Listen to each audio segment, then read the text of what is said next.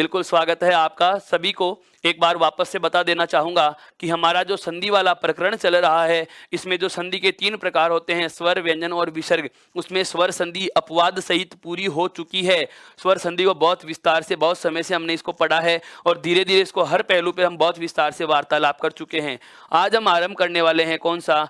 व्यंजन संधि। कौन सा आरंभ करने वाले हैं? व्यंजन संधि। अब जानिए मित्रों कि ये व्यंजन संधि क्या होती है, किसे कहा जाता है, इसकी परिभाषा क्या होती है, इसमें स्थितियां कैसी मिलेंगी, सभी पे बात करेंगे। देखो, सबसे पहले बात आती है संधि कहा किसे जाएगा। व्यंजन संधि के संदर्भ में बात करें तो देखो, जो संधि के प्रकार थे, आरंभ की कक्षा की मैं बात कर रहा हूं। संधि के जो प्रकार हैं, संधि के जो प्रकार हैं जिसे आप कहते हो कि साहब 3 प्रकार हैं, इन 3 प्रकारों को समझाने के लिए इसमें मैंने कहा था कि जो संधि की परिभाषा होती है, क्या? वर्णों का योग से होने वाला बदलाव, वर्णों के योग से होने वाला बदलाव, वर्णों के योग से होने वाला बदलाव, अर्थात जुड़ेंगे क्या? वर्ण जुड़ेंगे। क्या जुड़ेंगे मित्रों? वर्ण जुड़ेंगे। अब यहां पर जो ये वर्ण जुड़ रहे हैं, तो ये वर्ण कितने प्रकार से जुड़ते हैं दोस्तों? 6 प्रकारों से। बिल्कुल, इसकी चर्चा मैं पहले कर चुका हूं, परिभाषा हमें यहीं से निकालनी है। वर्ण कितने प्रकार से जुड़ते हैं दोस्तों? 6 प्रकारों से जुड़ते हैं। कितने प्रकारों से जुड़ते हैं? 6 प्रकारों से जुड़ते हैं। अब वो 6 प्रकार कौन कौन से हैं सुनना। जैसे सबसे पहला जो प्रकार था कि पद के दोनों तरफ, या मैं कहूं योग के चिन्ह के दोनों तरफ क्या हो? स्वर ही स्वर हो। अर्थात मेरा कहने का आशय यह है कि यदि स्वर के साथ स्वर का योग हो तो वहां स्वर संधि होगी। दूसरा प्रकार था क्या? कि स्वर के साथ में क्या जुड़ सकता है मित्रों? व्यंजन जुड़ सकता है। क्या जुड़ सकता है? व्यंजन जुड़ सकता है। तीसरा जो प्रकार है मेरा वह क्या है मित्रों? कि व्यंजन के साथ में क्या जुड़ सकता है? स्वर जुड़ सकता है। अर्थात इस दूसरे फॉर्मेट को मैंने उल्टा कर दिया, विपरीत लिख दिया। क्या? जैसे स्वर स्वर से भी जुड़ चुका और स्वर व्यंजन से भी जुड़ चुका। अब बारी किसकी आई? व्यंजन की। तो पहले व्यंजन को स्वर से जोड़ लो और अगले में हम व्यंजन को व्यंजन से जोड़ लेते हैं। क्यों? क्योंकि वर्ण 2 ही प्रकार के हैं। हिंदी भाषा में जो वर्ण होते हैं, वर्णों के केवल 2 प्रकार हैं। भूमिका समझिए बिंदु की। वर्ण कितने प्रकार के हैं? 2 प्रकार के। एक तो कौन से वर्ण होते हैं? स्वर। और एक कौन से वर्ण होते हैं मित्रों? व्यंजन। एक कौन से वर्ण होते हैं? व्यंजन। अब या तो स्वर स्वयं से जुड़ेगा। स्वर किससे जुड़ रहा है? स्वयं खुद से ही जुड़ रहा है, पहला तथ्य। उसके बाद में हमने स्वर को किससे जोड़ लिया? व्यंजन से, दूसरा तथ्य। दोनों चीजें समझ में आई। अब ऐसे ही पहले व्यंजन को व्यंजन से जोड़ लो, ये लो लिख दिया, और या फिर व्यंजन को किससे जोड़ दो? स्वर से, ये जोड़ दिया। यहां तक की कोई बात समस्या नहीं दे रही। आगे बढ़िए। 5वां तथ्य जो आता है वो आता है क्या? हो सकता है विसर्ग के बाद में क्या आ जाए? स्वर। और छठा जो तथ्य आता है, मैं इसको थोड़ा इधर लिख देता हूं। छठा जो तथ्य आता है, हो सकता है विसर्ग के साथ में क्या जुड़ जाए? व्यंजन। क्या जुड़ जाए? व्यंजन। मेरा कहने का आशय यह है कि स्वर और व्यंजन आपस में एक दूसरे के साथ योग कर रहे हैं। देखो, 2 बार स्वर को जोड़ा है, 2 बार व्यंजन को जोड़ा है और 2 बार ही किसको जोड़ा है? विसर्ग को। ये 6 फॉर्मेट याद कैसे होंगे? वर्णों का योग कितने प्रकार से होता है? जवाब होता है 6 प्रकार से। कैसे होता है? यह चीज पता नहीं सर। बिल्कुल, यह चीज पता नहीं सर। तो आप ये पता नहीं वाला आंसर न दें, उसके लिए मैं याद करने का आपको एक बहुत ही सुंदर तरीका बता रहा हूं। क्या? कि प्रथम पद के अंतिम वर्ण के रूप में देखो 2 बार स्वर है, 2 बार व्यंजन है और 2 बार ही विसर्ग है। प्रथम पद के अंतिम वर्ण के रूप में 2 बार स्वर को लिखा, 2 बार व्यंजन को लिखा और 2 बार विसर्ग को लिखा। और यहां पर दूसरे पद के पहले वर्ण के रूप में 1 बार स्वर, 1 बार व्यंजन, 1 बार स्वर, 1 बार व्यंजन, 1 बार स्वर और 1 बार व्यंजन। याद रह जाएंगे ये चीजें। ये वर्णों का जो योग जो 6 प्रकार के समूह में हो रहा है, इससे हमें इसकी परिभाषाएं भी समझ में आ जाती हैं। क्या? कि यदि दोनों तरफ स्वर ही स्वर का योग हो, यदि दोनों तरफ स्वर ही स्वर का योग हो मित्रों, तो उसे कहेंगे स्वर संधि। उसे क्या कह देंगे? स्वर संधि कह देंगे। और यदि स्वर के बाद व्यंजन आए या व्यंजन के बाद स्वर या व्यंजन के बाद व्यंजन, अर्थात चाहे बाद में आए, चाहे पहले आए, चाहे दोनों तरफ आए, चाहे बाद में आए, चाहे पहले आए, चाहे दोनों तरफ आए, अगर आपको कहीं व्यंजन दिख रहा है तो यह वाली स्थिति जो होती है मित्रों, वह क्या कहलाती है? व्यंजन संधि।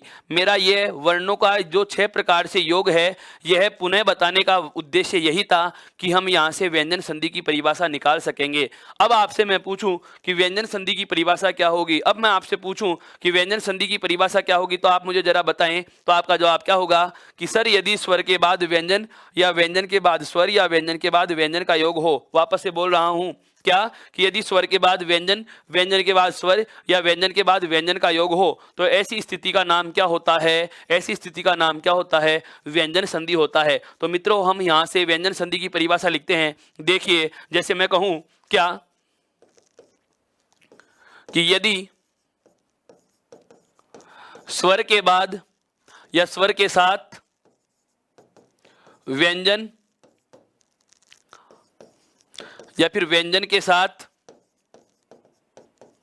स्वर या फिर व्यंजन के साथ व्यंजन का योग हो, व्यंजन के साथ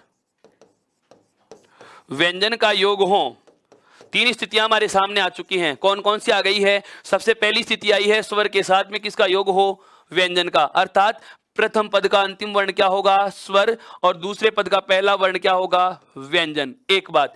दूसरी बात क्या हो गई? व्यंजन के साथ में क्या हो? स्वर। अर्थात दूसरी स्थिति क्या आ गई कि प्रथम पद का अंतिम वर्ण तो क्या होगा? व्यंजन होगा, और दूसरे पद का पहला वर्ण क्या होगा? स्वर होगा। दूसरे पद का पहला वर्ण क्या होगा? स्वर होगा। अर्थात व्यंजन के साथ में क्या जुड़ेगा? स्वर। और तीसरी स्थिति क्या आई है? व्यंजन के साथ में क्या हो? व्यंजन हो। व्यंजन के साथ में क्या हो? व्यंजन हो। अर्थात तीसरी अंतिम स्थिति जो हमारे पास आई है वह कौन सी आई है? व्यंजन के साथ योग किसका होगा? व्यंजन होगा। अर्थात कहा जा सकता है कि प्रथम पद का अंतिम वर्ण होगा व्यंजन, और दूसरे पद का पहला वर्ण भी क्या होगा? व्यंजन। तो इसी रूप में या इसी सारी परिभाषा को हम एक सार रूप में कहें तो हमारे पास तीन सूत्र निकल के आ गए। एक तो आया है स्वर के साथ व्यंजन का, एक आया है व्यंजन के साथ स्वर का, और एक आया है व्यंजन के साथ व्यंजन का। तो मैं ये कह सकता हूं या नहीं कि चाहे बाद में व्यंजन आए, पुनः सुनना इसको, चाहे बाद में व्यंजन आए, चाहे पहले व्यंजन आए, या चाहे दोनों तरफ व्यंजन आए, यदि आपको कहीं भी युग्म में या मैं कहूं कहीं भी संधि के विच्छेद में, चाहे प्रथम पद के अंतिम वर्ण के रूप में हो, चाहे दूसरे पद के पहले वर्ण के रूप में हो, चाहे दोनों पदों के, बिल्कुल चाहे प्रथम और द्वितीय दोनों पदों के या योग के दोनों तरफ व्यंजन का योग मिले, तो सदैव संधि कौन सी होगी? व्यंजन संधि होगी। अर्थात व्यंजन संधि की परिभाषा के शब्दों में कहें तो हम कह सकते हैं कि यदि स्वर के साथ व्यंजन या व्यंजन के साथ स्वर या व्यंजन के साथ व्यंजन वर्ण का योग होता है तो उसे व्यंजन संधि कहा जाता है। यहां तक की बात बहुत अच्छे से समझ में आ चुकी है दोस्तों। अब हम आगे बढ़ सकते हैं इसमें। बिल्कुल, अब हम आगे बढ़ेंगे इसमें। सबसे पहला हम परिभाषा पे ही चर्चा कर रहे हैं क्या कि स्वर के बाद व्यंजन या व्यंजन के बाद स्वर या व्यंजन के बाद व्यंजन के योग से कोई बदलाव होता है तो उसे व्यंजन संधि कहा जाएगा। अब ध्यान देने वाली बात, अब इसको गौर से सुनना। स्वर संधि के जैसे 5 प्रकार पढ़े, दीर्घ, गुण, वृद्धि, यण और अयादि, लेकिन इस व्यंजन संधि के संस्कृत में तो प्रकार हैं, जैसे सघोष की संधि होती है, अनुस्वार की संधि होती है, उपसर्ग की संधि होती है, च आगम की संधि होती है, तय दय की संधि होती है, मूर्धन्य सकार की संधि होती है, णकार की संधि होती है। बहुत बहुत अलग अलग प्रकार हैं जिनको आपने नाम सुना होगा, जसुत्व की, चसुत्व की, स्वर आगम की, स्वर लोप की। लेकिन हमें उन प्रकारों पर नहीं जाना। हम क्या करते हैं, हिंदी में इस व्यंजन संधि के कुछ नियम पढ़ते हैं। क्या पढ़ते हैं? कुछ नियम पढ़ते हैं। बिल्कुल आप नियमों की संख्या निर्धारित न करें। मैं वापस से बोल देता हूं, व्यंजन और विसर्ग संधि के हिंदी में कोई प्रकार नहीं है। व्यंजन और विसर्ग संधि के हिंदी में कोई प्रकार नहीं है। व्यंजन और विसर्ग संधि के हिंदी में क्या चला करते हैं दोस्तों? नियम चला करते हैं। क्या चला करते हैं? नियम चला करते हैं। और उन नियमों को हमें बिल्कुल बिल्कुल नियमों को हमें आराम आराम से विस्तार से पढ़ना है। अब आप कहोगे कि सर 15 नियम होते हैं, आप कहोगे सर 20 नियम होते हैं, आप कहेंगे सर 22 नियम होते हैं, आप कहेंगे सर मैंने 24 नियम पढ़े हैं। ध्यान देना, नियम चाहे 50 बना लीजिए, उससे कोई मतलब नहीं होता। परीक्षा में कभी नहीं पूछा जाएगा कि व्यंजन संधि के कितने नियम होते हैं। क्यों? क्योंकि यह नियम तो हमने अध्ययन की सरलता हेतु स्वयं ने स्वयं की सुविधा हेतु बनाए हैं। बिल्कुल, व्यंजन संधि के जो नियम होते हैं, कई किताबों में आपको 15 नियमों में पूरी व्यंजन संधि का विस्तार मिल जाएगा, कई किताबों में आपको 18 नियम मिलते हैं, कई किताबों में 20 और ज़्यादातर में 22 मिलते हैं। मैं आपको बता रहा हूँ, व्यंजन संधि के संपूर्ण छोटे से छोटे नियम की भी यदि चर्चा कर ली जाए तो लगभग 24 नियमों में आप संपूर्ण व्यंजन संधि को विस्तार दे सकते हैं। हम इस व्यंजन संधि के कुल 24 नियमों की चर्चा करने वाले हैं, जिसमें आपके हर छोटे से छोटे पहलू पे चर्चा की जा सकेगी। तो हम 24 नियम नियमों को आरंभ करेंगे और उन 24 नियमों में सारे के सारे तथ्य निकल के आ जाएंगे। अर्थात यहाँ से इन 24 नियमों में अधिकांशतः ऐसी चीजें आएंगी जो एक तो उपसर्गों के उदाहरणों में मिलती हैं और एक हमें शब्द शुद्धि में मिलती हैं। कहाँ कहाँ मिलती हैं दोस्तों? एक तो मिलती है उपसर्गों में और एक मिलती है शब्द शुद्धि में। अब मैं जो बात करने वाला हूँ वो इन नियमों से ठीक पहले की बात करने वाला हूँ, जो आपको जानना बेहद आवश्यक है। बिल्कुल बिल्कुल, आपको व्यंजन संधि के लिए क्या क्या चीजें हमेशा ध्यान रखनी है, क्योंकि इन व्यंजनों की जो संधियों की जो नियम होंगे, इस व्यंजन संधि की जो परिभाषाएं हम बोलेंगे, बहुत प्रकार के तो तथ्य बोलूंगा मैं, उनमें कुछ पारिभाषिक शब्दों का प्रयोग करने वाला हूं। जैसे आपको एक शब्द सुनने को मिलेगा, क्या? आदेश।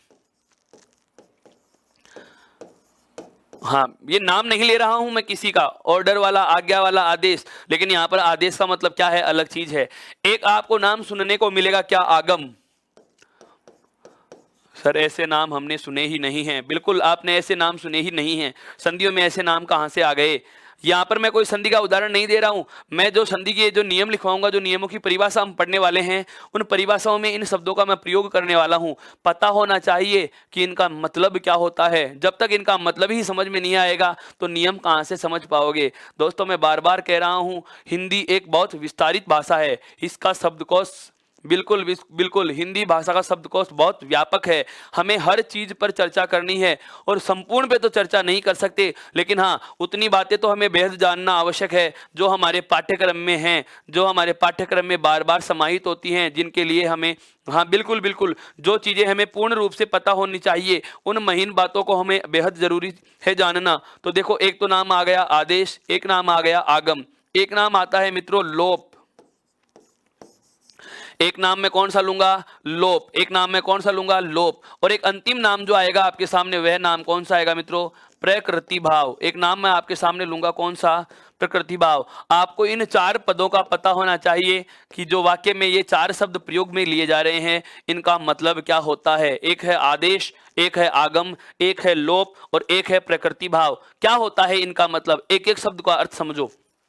सबसे पहले बात आती है किसकी? आदेश की। आदेश का मतलब क्या होता है? किसी वर्ण को बदलकर लिखना।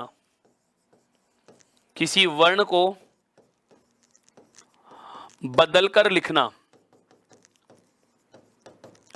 किसी वर्ण को बदलकर लिखना। यदि आप व्यंजन संधि के नियम के अनुसार हम कहते हैं कि 2 वर्ण जुड़ेंगे और विकार होगा, बिल्कुल आप इस बात से सहमत हो? तो जब 2 वर्ण जुड़ेंगे और जो विकार होगा, विकार का मतलब परिवर्तन होगा, उस परिवर्तन के बाद जो हम नया वर्ण लेने वाले हैं, परिवर्तन के बाद जो नया वर्ण लिखने वाले हैं, उस वर्ण की मैं बात कर रहा हूं दोस्तों। क्या? कि जो नया वर्ण हम बदल के वर्ण लिखते हैं, उस वर्ण को बदलकर लिखना ही क्या कहलाता है? आदेश कहलाता है। अब एक उदाहरण से समझो कि आदेश का मतलब क्या होता है। जैसे मान लीजिएगा आपके सामने एक शब्द आ गया, दिक प्लस अंबर। यह एक संधि विच्छेद है। ये क्या है? संधि विच्छेद है। किसका है? दिगंबर का। संधि विच्छेद किसका है दोस्तों? ये दिगंबर का संधि विच्छेद है। दिगंबर का संधि विच्छेद क्या होता है? दिक धन अंबर। कैसे बना बाद में बताऊंगा, पहले एक बार इन शब्दों को समझो कि मैं कहना क्या चाह रहा हूं। मैं संधि का नियम नहीं पढ़ा रहा हूं, मैं संधि की शब्दावली पढ़ा रहा हूं। मैं क्या बता रहा हूं आपको? ये संधि की जो शब्दावली है, इसका हमें पता होना चाहिए कि आदेश क्या चीज है, आगम क्या चीज है, लोप क्या चीज है और प्रकृति भाव क्या चीज है। उसके बाद हम केवल नियमों पर ही तो बात करने वाले हैं, केवल नियम और उदाहरण चंद समय में पूरा हो जाएगा, लेकिन ये तथ्य ही पता नहीं होंगे तो ये चीजें समझ में ही नहीं आएंगी। जैसे एक बार आप नियम को सुनना, फिर अनुमान लगाना मैंने क्या कह दिया। यदि वर्ग के प्रथम वर्ण के बाद किसी सहघोष का योग हो 5वां छोड़कर, तो प्रथम वर्ण तीसरे में आदेश हो जाता है। क्या हो जाता है? कुछ समझ में नहीं आएगा दोस्त, बिल्कुल समझ में नहीं आएगा। केवल आपके पास रटने के अलावा विकल्प नहीं बचता, और मैं नहीं चाहता कि आप रटने पर जोर दें। समझो इस चीज को, बहुत अच्छे से समझो। शब्दावली को समझना बेहद जरूरी है। ऐसे के ऐसे आपको किताबों में नियम लिखे हुए मिलते हैं और हम उन्हें रटने लग जाते हैं। ऐसे लिखा हुआ है, क्या लिखा हुआ है, बार बार देखा, दूसरे को कह दिया कि पूछ मुझे याद हुआ या नहीं। आप इस प्रकार की पढ़ने की आदत बना ही क्यों लेते हैं? बिल्कुल समझ के पढ़ना आरंभ कर दीजिए। देखो, मैं बता रहा हूं क्या कि शब्द दिया हुआ है दिगंबर और इसका संधि विच्छेद क्या होता है दोस्तों, दिक धन अंबर। इसका संधि विच्छेद क्या होता है, दिक धन अंबर। अब नियम क्या है वो सुनना कि यदि वर्ग के प्रथम वर्ण के बाद, मैंने अभी पतंजलि में भी आपको बताया कि यदि वर्ग के प्रथम वर्ण के बाद सघोष यानी कि स्वर के रूप में सघोष का योग हो रहा है तो पहला वर्ण अपने ही वर्ग के कौन से में बदला, हमने तीसरे में बदला। कौन से में बदला, तीसरे में बदला। अर्थात कै वर्ग का तीसरा वर्ण क्या होता है दोस्तों, गे। क्या होता है दोस्तों, गे। मेरा मतलब यह है कि कै के स्थान पर क्या लिखना है, गे लिखना है और बाकी का शब्द ऐसा का ऐसा लिखना है। कै किस में बदल जाएगा, गे में। तो दी और गे को यदि आप ऐसे जोड़ोगे तो क्या बन जाएगा, गे पूरा और उसके बाद में लिखा हुआ है मैं बे रे, अर्थात दिगंबर का दिगंबर। अब इसको मैं परिभाषा में बोल रहा हूं वो सुनना। देखो आदेश अपने आप समझ में आता है। क्या कहा कि यदि किसी वर्ण को बदलकर, यदि किसी वर्ण को बदलकर उसके स्थान पर, उसी के स्थान पर, हमने क्या किया है दोस्तों, इस कै के स्थान पर ही तो बदलाव किया है। यदि किसी वर्ण को बदलकर, यदि किसी वर्ण को बदलकर उसी के स्थान पर दूसरा वर्ण लिख दिया जाए, यदि किसी वर्ण को बदलकर उसी के स्थान पर दूसरा वर्ण लिख दिया जाए तो ऐसे बदलाव को आप किस नाम से जानेंगे, आदेश के नाम से जानेंगे। किस नाम से जानेंगे, आदेश के नाम से जानेंगे। अर्थात किसी वर्ण को बदलकर उसी के स्थान पर दूसरा वर्ण लिख देना क्या कहलाता है, आदेश कहलाता है। यह वाली बात आपके बहुत अच्छे से समझ में आ गई होगी। अब लेते हैं हम दूसरी बात, क्या कि आगम क्या चीज होती है। अब लेते हैं हम क्या कि आगम क्या चीज होती है। ध्यान देना, आगम की बात कर रहा हूं। आगम किसे कहा जाता है, आगम का मतलब होता है नया वर्ण लिख देना। आगम का मतलब क्या होता है मित्रों, नया वर्ण लिख देना।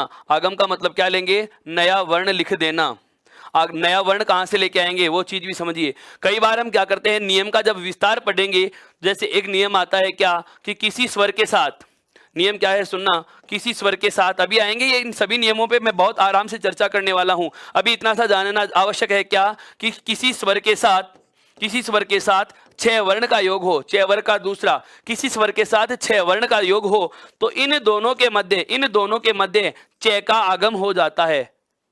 आदेश तो क्या किया है, अगर इन दोनों में कोई बदलाव करते, जो हमारे पास प्रथम पद का अंतिम और दूसरे पद का प्रथम वर्ण दिया हुआ है, क्योंकि मैंने आपको बताया था संधि में बहुत आवश्यक चीजें जानने की थी, वो कौन कौन सी थी। संधि कहाँ होती है, प्रथम पद का अंतिम वर्ण और दूसरे पद का पहला वर्ण योग करेंगे।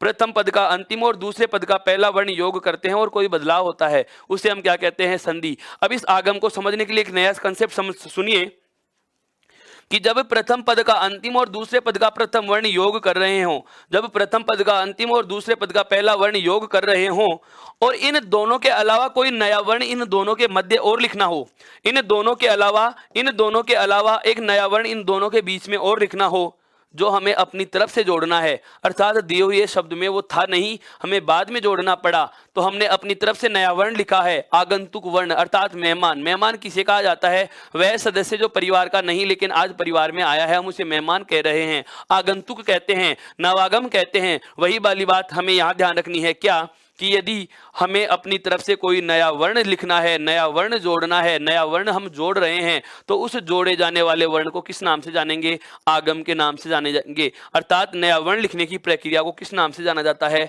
आगम के नाम से जाना जाता है। अब इसका एक उदाहरण दे रहा हूं आपको। जैसे मान लीजिएगा एक नियम पढ़ेंगे क्या कि सम उपसर्ग के बाद क्री धातु से बना कोई भी शब्द आए तो इन दोनों के मध्य, बिल्कुल इन दोनों के मध्य दंते सकार का आगम हो जाता है। एक नियम पढ़ेंगे, परि उपसर्ग के बाद क्री धातु से बना कोई भी शब्द आए, बिल्कुल सम उपसर्ग के बाद क्री धातु से बना कोई भी शब्द आए तो दंते सकार का आगम करेंगे, और परि उपसर्ग के बाद कोई भी क्री धातु का बना शब्द आए तो यहाँ मूर्धन्य सकार का आगम करेंगे। परि के बाद में क्री धातु से बना कोई शब्द आ रहा है तो इन दोनों के मध्य क्या होगा, मूर्धन्य सकार अर्थात षटकोण वाले से का क्या करना है मित्रों, आगम करना है। आगम का मतलब यह हुआ कि कृत में भी कहीं मूर्धन्य सकार लिखा हुआ नहीं है और परि में भी कहीं मूर्धन्य सकार लिखा हुआ नहीं है, लेकिन जब परि उपसर्ग के बाद में क्री धातु का शब्द आ गया तो इन दोनों के बीच में हमें क्या जोड़ना है, ये षटकोण वाला से जोड़ना है। अर्थात शब्द क्या बन जाएगा, परि और उसके बाद ये षटकोण वाला शय और उसके बाद में क्री और तय अर्थात परिष्कृत। क्या बन गया? परिष्कृत। जबकि इसका संधि विच्छेद क्या होता है? परि प्लस कृत, परि प्लस कृत, अर्थात परि उपसर्ग के बाद में क्री धातु का शब्द आ गया तो दोनों के मध्य आप क्या जोड़ोगे? यहाँ पे मूर्धन्य सकार का आगम करोगे, अर्थात नया वर्ण आपको जोड़ना पड़ेगा। दो बातों आप बिल्कुल बिल्कुल इन दोनों बातों को आपको बहुत अच्छे से ध्यान में रखना है। क्या?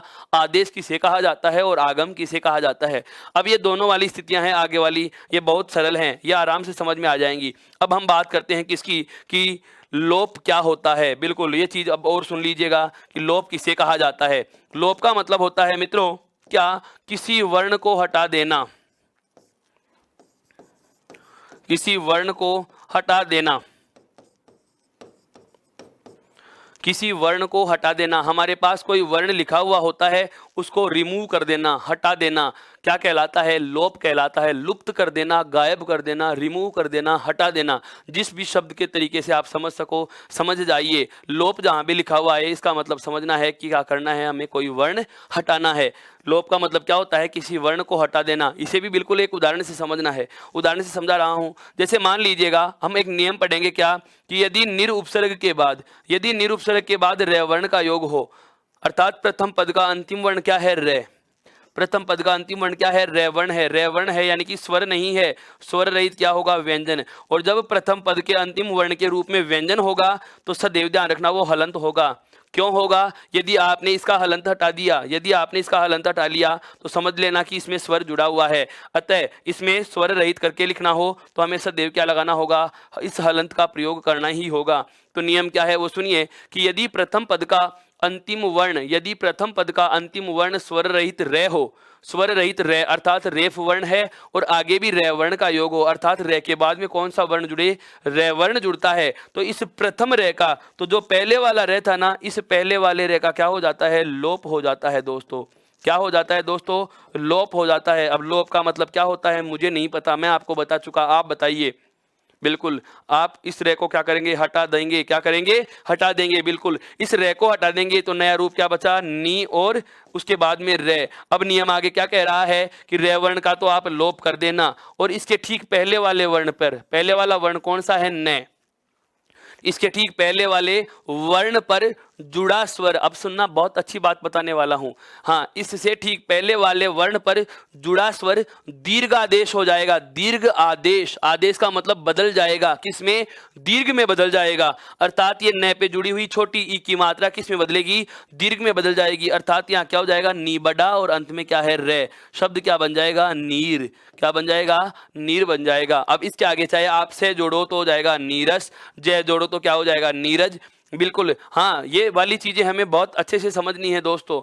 बिल्कुल बिल्कुल बहुत विस्तार से हम बात इसीलिए तो कर रहे हैं ताकि आपके लिए हमेशा के लिए हिंदी के नाम का या हिंदी व्याकरण के नाम का जो डर है वो समाप्त हो जाए। और हिंदी व्याकरण के साथ साथ मेरे साथियों, आपको सबसे ज़्यादा डर तो लगता है हिंदी के संधि में। और ये देखो संधि कितनी सरल है। सरल इसलिए, हमें कठिन इसीलिए तो लगती है क्या, कि या तो हम पढ़ने की जगह गलत चुन लेते हैं, या पढ़ने की सामग्री गलत चुन लेते हैं, या पढ़ने का तरीका गलत अपना लेते हैं। अगर आपने सही चुना है, सही तरीका अपनाया है और सही सामग्री का चयन किया है तो आपका इस प्रकार का बिल्कुल आपका इस प्रकार का जो ये डर है, यह डर कतई नहीं रहेगा। बिल्कुल आपका ये डर पूर्णतः समाप्त हो जाएगा। आप बस निरंतर बने रहिए, लगातार लाइक शेयर और कमेंट करते रहिए। ई उत्कर्ष ऐप को यदि आपने अभी तक इंस्टॉल नहीं किया तो इंस्टॉल कीजिए। हमारे टेलीग्राम ऐप को ज्वाइन नहीं किया तो वहाँ भी इसको आप ज्वाइन कीजिए। और आप इसके ई बुक और PDF फॉर्मेट में जो इसके नोट्स हैं, जो आने वाले परीक्षा की दृष्टि से बहुत महत्वपूर्ण परीक्षा के जो प्रश्नों का जो एक पूरा प्रश्न बैंक आपको उपलब्ध रहेगा, इसको आप प्राप्त करें। और चैनल को सब्सक्राइब करें, बेल आइकन को प्रेस कीजिए ताकि नए नोटिफिकेशन आपको मिल सके, आने वाली भर्तियों की संबंध में सूचना और उनमें क्या क्या चीजें आपको, हाँ बिल्कुल, जो निर्धारित पात्रता के मापदंड हैं उन पे भी बहुत गहरे से विस्तार से आपको हर बार बताया जाता है। तो हर प्रकार की सूचना से अवगत होते रहें, उसके लिए आपको क्या करना होगा? सब्सक्राइब के पास एक बेल आइकन होता है, उसको भी प्रेस कीजिए और लगातार जुड़े रहिए इस चीज से। तो हमने जो इसका तीसरा जो शब्दावली का शब्द जाना है वह कौन सा है? लोप। पहली बात की आदेश की, दूसरी बात की आगम की, तीसरा शब्द कौन सा जान लिया? लोप। आदेश का मतलब क्या होता है? वर्ण को बदलकर लिख देना। बिल्कुल। आगम का मतलब क्या होता है? बदले या नहीं बदले वो अलग बात है। अगर हम अपनी तरफ से नया वर्ण जोड़ेंगे तो उसे क्या कहा जाएगा? आगम कहा जाएगा। क्या कहा जाएगा? आगम कहा जाएगा। और अंतिम वाला जो कौन सा आ गया, किसी वर्ण को हटाएंगे तो क्या कहलाया? लोप। ये तीन हम क्या कर रहे हैं? बदलाव कर रहे हैं। अगर वर्ण को बदले तो आदेश, नया वर्ण जोड़ा आगम, किसी वर्ण को हटाया तो क्या हुआ, लोप। अब बात आती है क्या, प्रकृति भाव। अब क्या बात आती है दोस्तों, प्रकृति भाव। इसे क्या कहा जाता है ये समझिए। प्रकृति भाव का मतलब होता है शब्द की मूल स्थिति।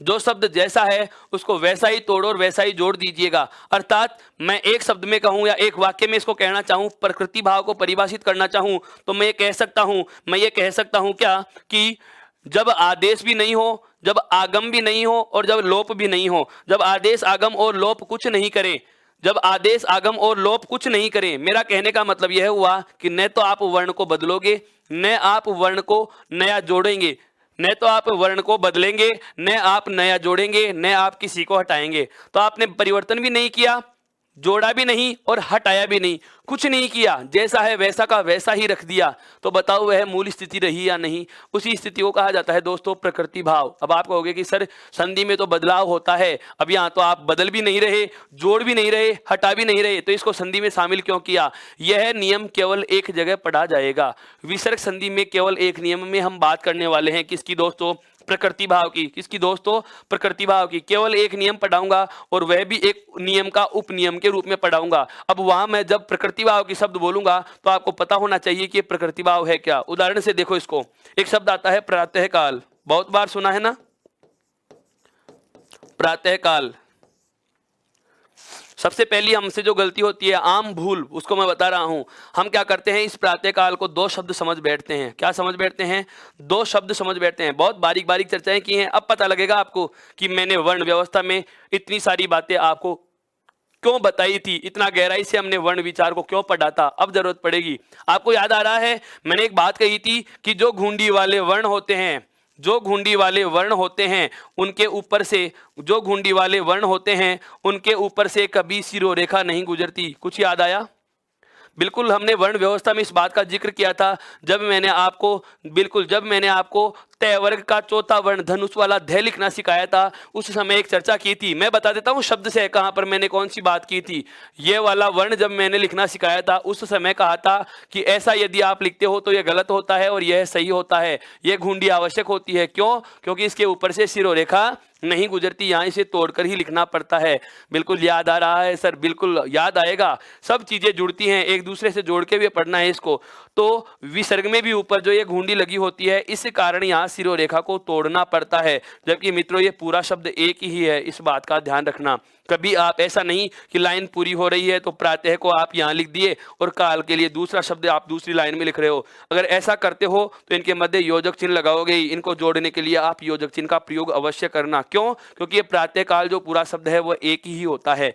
अब बात आती है प्रकृति भाव की स्थिति क्या है। समझो, प्रातः काल का जो संधि विच्छेद होता है वह होता है क्या, प्रातः धन काल, प्रातः योग काल। नियम क्या है, विसर्ग संधि का केवल एक ही नियम है ऐसा कि यदि ए आस्वर के साथ विसर्ग हो, यदि ए आस्वर के साथ विसर्ग हो और उसका योग कै ख पै फै वर्ण से होता है, यदि ए या आ के साथ विसर्ग हो, देखो तय में क्या जुड़ा हुआ है दोस्तों, ए, और ए के साथ क्या जुड़ा हुआ है, विसर्ग। यदि ए या आ के साथ विसर्ग हो, विसर्ग संधि जब आएगी तब इस नियम की मैं बहुत विस्तार से चर्चा करूंगा आपको। हाँ बिल्कुल 5-10 इससे उदाहरण भी मिलेंगे, ऐसी कोई दिक्कत वाली बात नहीं है, बहुत विस्तार से समझने वाले हैं। समझिए कि यदि ए या आ के साथ विसर्ग हो और उसका योग कै ख पै या फै वर्ण, कै ख पै या फै वर्ण, अर्थात कंठे और ओष्ठ्य एगोस वर्णों से होता है।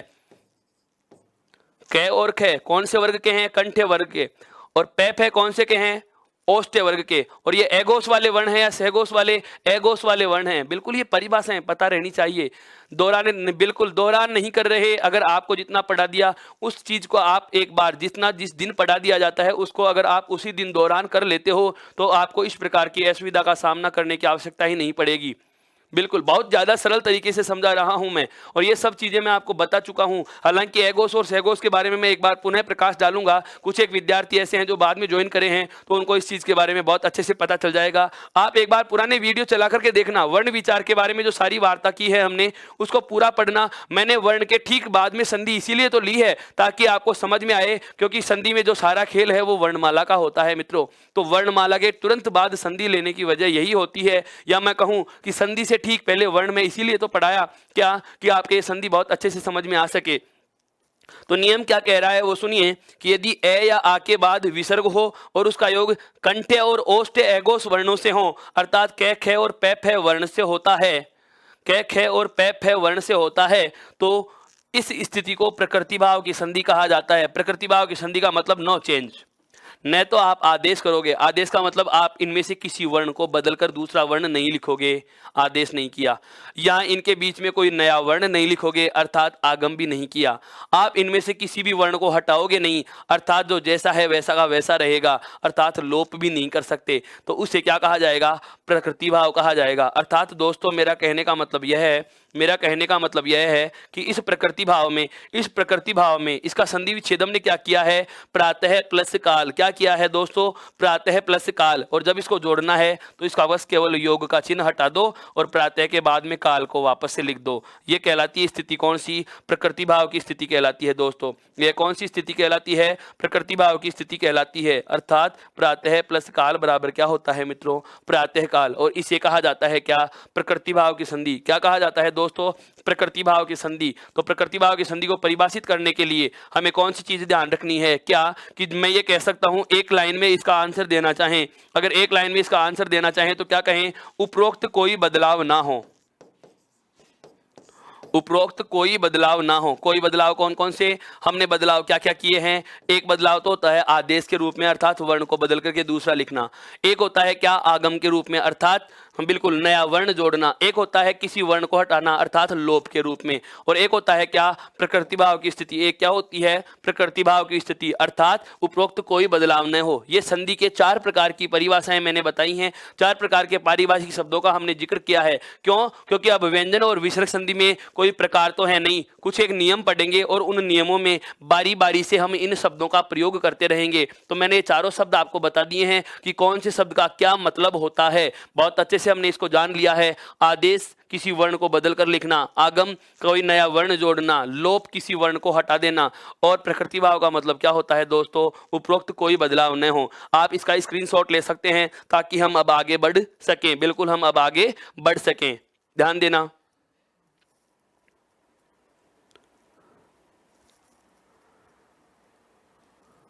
आगे चलते हैं। देखिए अब एक व्यंजन संधि के नियम शुरू करने से पहले बेसिक सा परिचय जो मैं व्यंजनों का देना चाह रहा था वह वाली बात हमें एक बोर्ड का एक चार्ट और बना देता हूं। यह और एक बार आप अध्ययन करेंगे ताकि हम इनके नियमों को आरंभ करें तो उसमें आसानी हो सके। यह चर्चा मैं वर्ण विचार में बहुत अच्छे से पढ़ा चुका हूं। कौन कौन सी? हमें एक तो यह ध्यान रखना चाहिए कि वर्ग कितने होंगे? 5।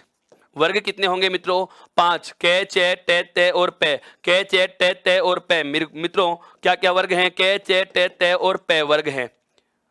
वर्ग का ध्यान रखना है। वर्ग, ये चीज याद रहनी चाहिए। लाइन नहीं बोलेंगे, कबूतर की लाइन, चरखा की लाइन, टमाटर की लाइन, ये नहीं होता। ये लाइनों से अगर आप इनको संबोधित करोगे तो आप निश्चित रूप से गलती कर बैठोगे। आप वही नाम दीजिए जो इनको नाम दिया गया है। एक तो कै वर्ग है, चे वर्ग है, टे वर्ग है और तय वर्ग है और पै वर्ग है। मित्रों वर्ग कितने हैं? 5। यह बात हमें पता होनी चाहिए। और प्रत्येक वर्ग में वर्णों की संख्या कितनी होती है? प्रत्येक वर्ग में वर्ण होते हैं कितने थे? 5 वर्ण होते हैं। कितने थे वर्ण होते हैं? 5 वर्ण होते हैं। मैं एक बार लिखना चाहूं, देखो कै वर्ग के 5 वर्ण हैं, यहाँ आपके सामने मैं लिख रहा हूं।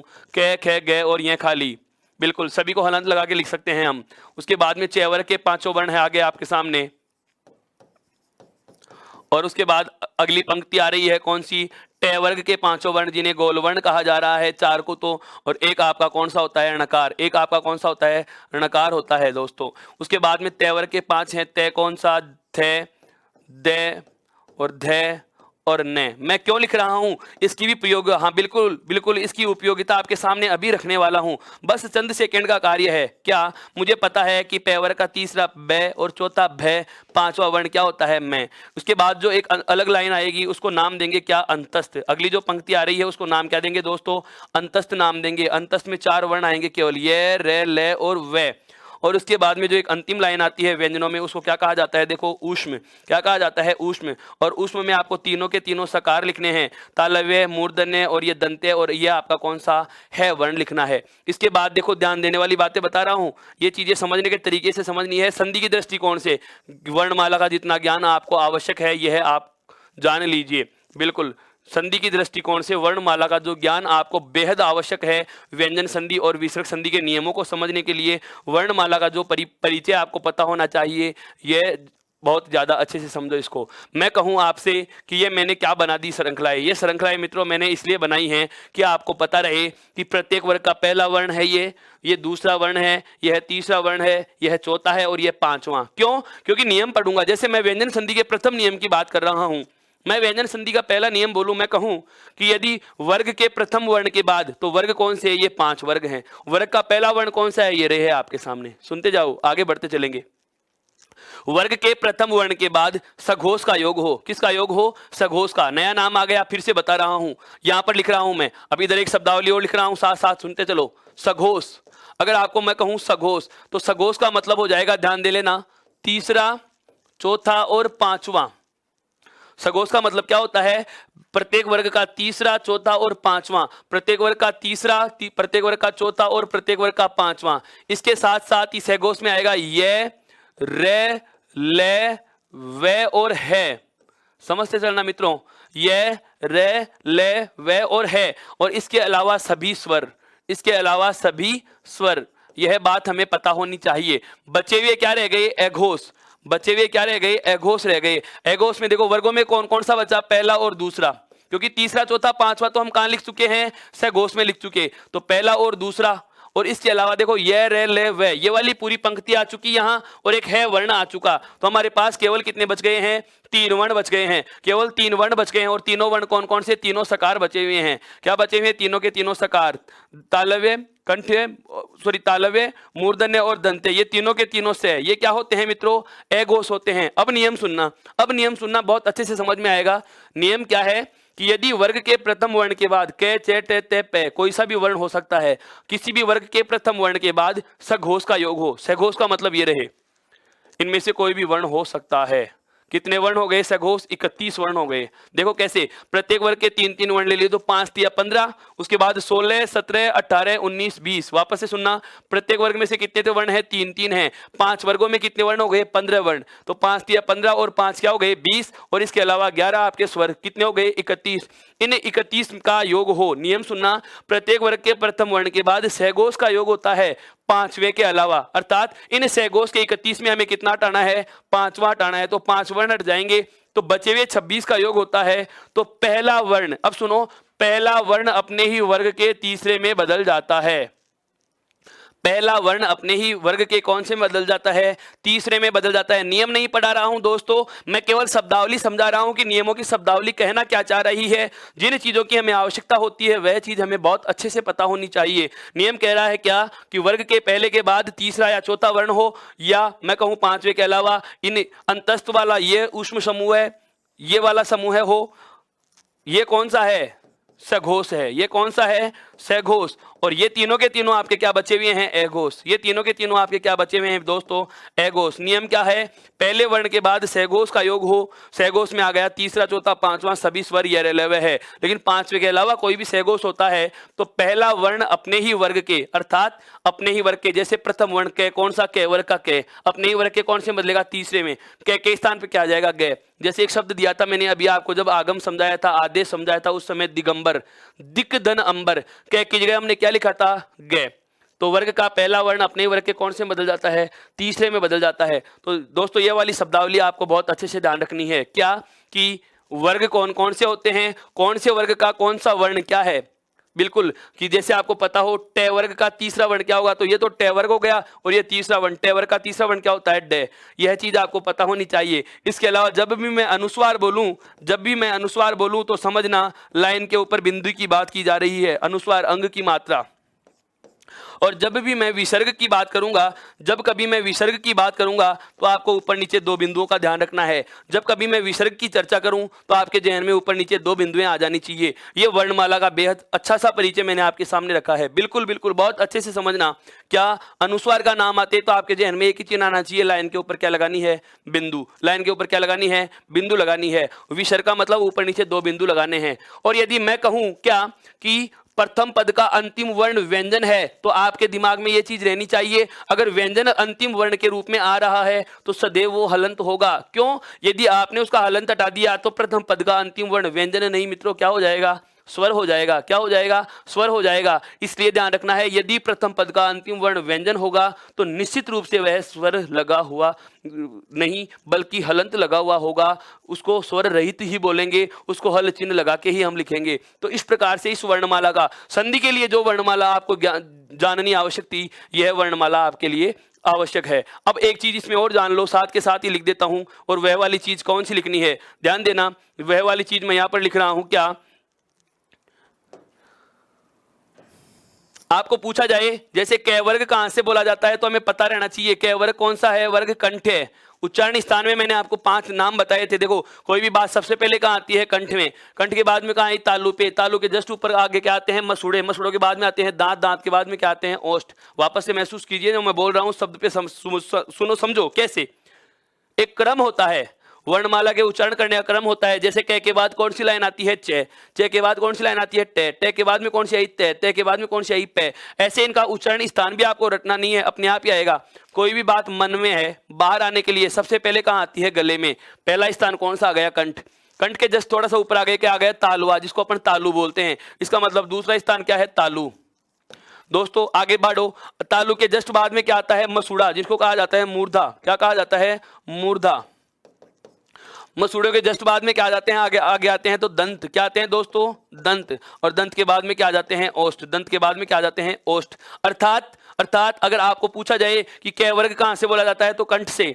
दूसरा वर्ग दूसरे स्थान तालु से। तीसरा वर्ग तीसरा स्थान मूर्धा। चौथा वर्ग चौथा स्थान दंत। और पांचवा वर्ग पांचवा स्थान कौन सा है?